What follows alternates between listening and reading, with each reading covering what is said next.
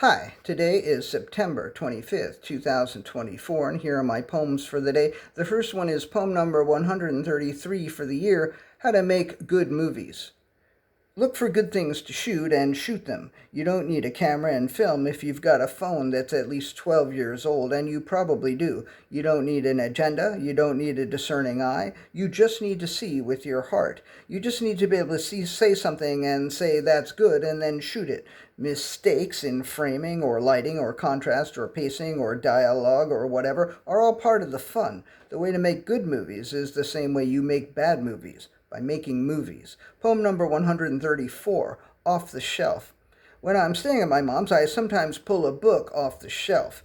This morning, I saw a book from 1958 that the Eastman Kodak company put out called How to Make Good Movies. My father probably bought it for $1 in the early 60s, unless it came free with his Kodak Brownie 8mm camera.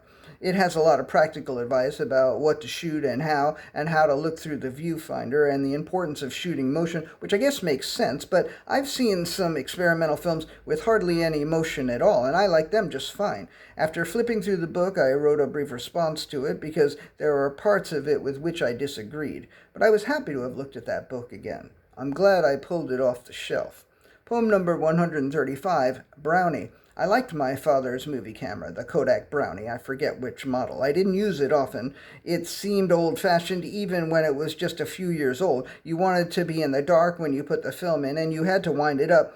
That was part of the fun until it seemed annoying. I made a few films with it, and then I asked for my own camera and got one, and I shot movies with it until one day it died. And then I stopped making movies until college, and the movies I made in college in 16mm just weren't very good.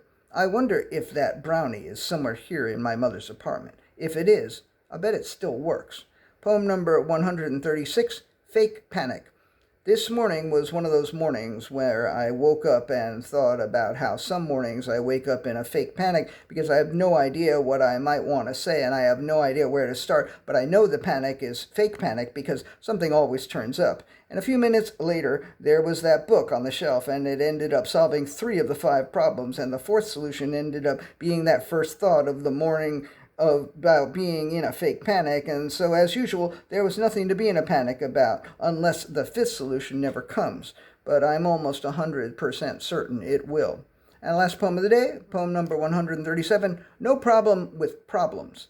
I think the first time I heard someone say issues when they meant problems was 1989. I say this because I know where I was when I first heard it, and I hadn't been to that place before 1989. I think it's odd that people take issue with the word problems. I don't have a problem with problems. I don't think calling something a problem makes it any harder to solve than if you call it an issue instead.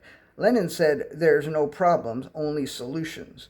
But I don't see how you can see solutions if you don't think there are any problems. You can't solve a crossword puzzle if there's no puzzle to solve. Maybe I'm missing something. Maybe it's a problem that I don't have a problem with problems, but I don't think so. I hope you don't have a problem with my having no problem with problems. All right, that's it. Thank you. Thank you. Thank you. I appreciate you. That was like the 4th take.